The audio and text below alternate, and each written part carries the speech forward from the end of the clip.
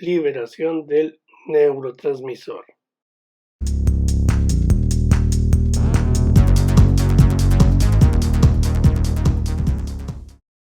Entonces, punto número 1. La ausencia de calcio extracelular induce, ¿qué cosa? Induce que no exista transmisión sináptica. Entonces, este paso es fundamental.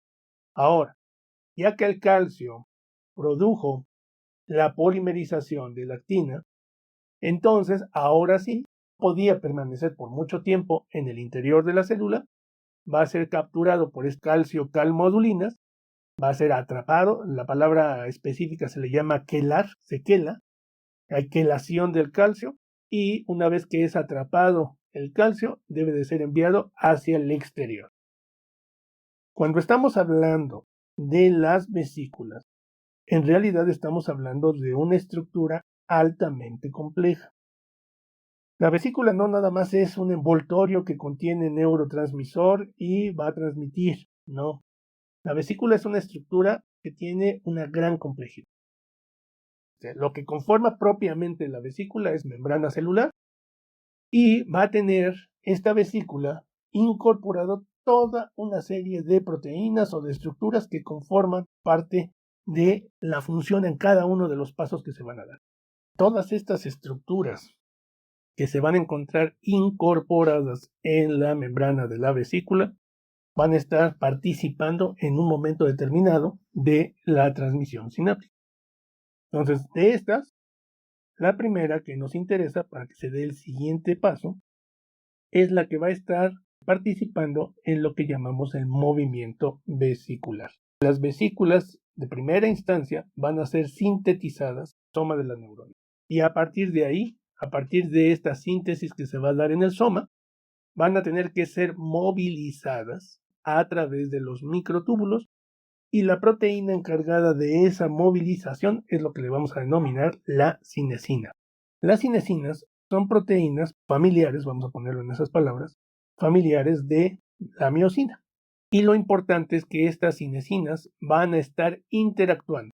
Lo que sería la cola va a estar anclada propiamente en la vesícula y lo que serían las cabezas van a estar interactuando con la tubulina, con los microtúbulos. ¿Y qué es lo que va a pasar?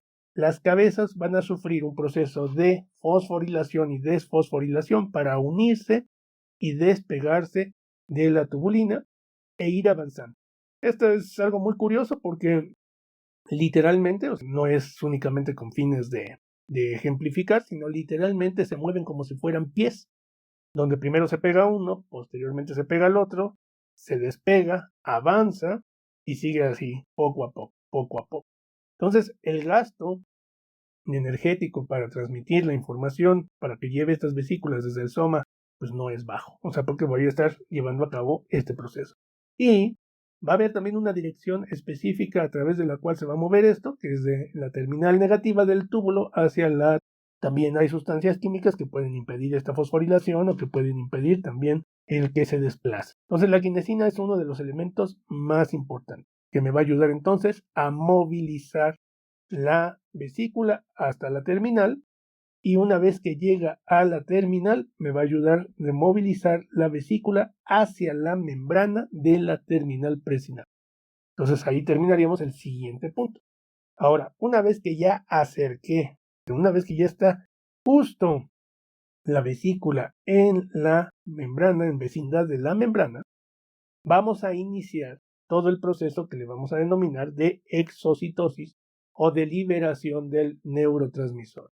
Y para eso vamos a requerir de otra serie de acciones.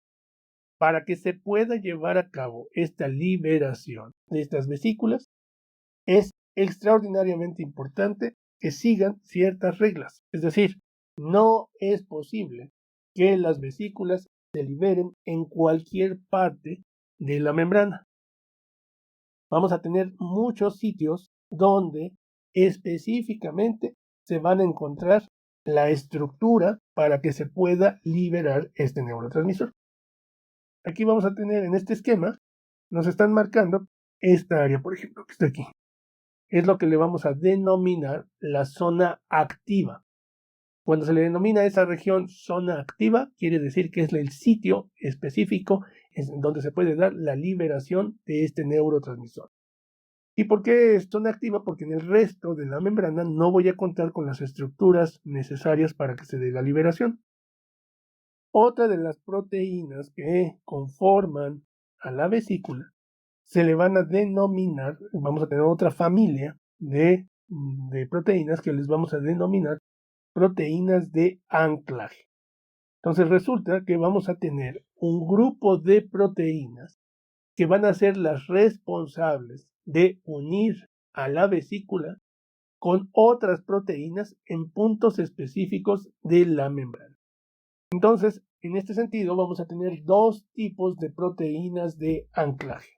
Vamos a tener a los que se les conoce como proteínas de anclaje vesicular y las que se conocen como proteínas de anclaje de la membrana presináptica. ¿Por qué se llaman proteínas de anclaje? Van a ser las responsables de fijar o de anclar la vesícula en la membrana en un punto específico y deben de interactuar entre sí. ¿Cuáles son las principales proteínas de anclaje vesiculares? Vamos a encontrar sinaptotagmina y la sinaptobebrina. Y las proteínas de anclaje de la membrana vamos a tener principalmente a SNAP25 y la sintaxina. Entonces vamos a encontrar estas dos. Y este proceso requiere de otro mecanismo. O sea, no es un proceso, cuando nosotros nos dicen, es un proceso de exocitosis, llega a la vesícula, se pega a la membrana y se libera el contenido, pues es una situación bastante resumida en realidad de todos los pasos que van a ocurrir. Lo primero que vamos a observar es que el hecho de que la vesícula se acerque hacia la membrana de la terminal va a iniciar el proceso, insisto, de exocitosis. Entonces vamos a tener la vesícula se encuentra unida a la actina gracias a una proteína que se le denomina sinapsina. La vesícula debe de liberarse de la sinapsina, es decir, separarse de la actina y empezar a acercarse hacia la membrana de la terminal y permitir que interactúen las proteínas de anclaje vesiculares y de la terminal. Por lo tanto, vamos a contar con dos tipos de proteínas que son muy importantes para fijar de primera instancia, para capturar de primera instancia a la vesícula, a la membrana. Y a este grupo de proteínas les vamos a denominar de forma genérica SNAR. BSNAR se refiere a la proteína SNAR de la vesícula, sinaptobebrina. Y TSNAR se refiere a la proteína SNAR de la terminal, SNAP25 y la sintaxina. Entonces vean ustedes como si fueran, como lo ven ustedes en las películas de naves espaciales, se acerca a la vesícula y lo primero que debe de ocurrir es que estas dos SNAR deben de interactuar entre sí y empiezan a unirse. Entonces empezamos a tener la interacción entre la BSNAR y la TSNAR. Y poco a poco lo que va a ocurrir es que van a empezar a incrementar los enlaces entre sus proteínas, que va a haber una interacción de enlaces entre las dos SNAR. Y en la medida que va a empezar a crearse los enlaces entre estas dos SNAR, empieza a acercar la vesícula hacia la membrana. ¿Y qué es lo que va a ocurrir? Ya que vamos acercando poco a poco la vesícula, lo primero que vamos a tener es, de primera instancia, pues puedo tener la presencia de agua entre los dos. Conforme las SNAR se van plegando y se va acercando la vesícula hacia la terminal, expulso el agua que se encuentra en medio. Y ese paso, aunque parezca algo insignificante, es algo trascendente porque lo que me va a promover justamente es que la membrana de la vesícula pueda fusionarse a la membrana de la terminal. O sea, los lípidos de la membrana, al estarse acercando y al no tener agua en medio, pueden fusionarse uno con otro. Empieza la fusión de la membrana de la vesícula a la membrana de la terminal hasta que me forma un primer espacio en medio. Y ese espacio que se encuentra ahí también va a estar auxiliado por la entrada de calcio que desencadenó la fusión, creando así el llamado poro de fusión. Entonces van a pasar tanto que se fusionan los lípidos como que vamos a encontrar una proteína encargada de ayudar a esta fusión. Vamos a ver entonces. Como el nombre lo dice, poro de fusión.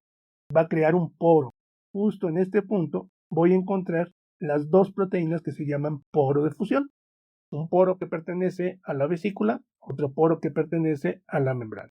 En la medida que voy acercando las dos membranas, estos poros se acoplan y entonces contribuyen a esta fusión de los lípidos entre uno y otro, terminando con la creación de un pequeño espacio que permite la comunicación del interior de la vesícula hacia la hendidura sináptica.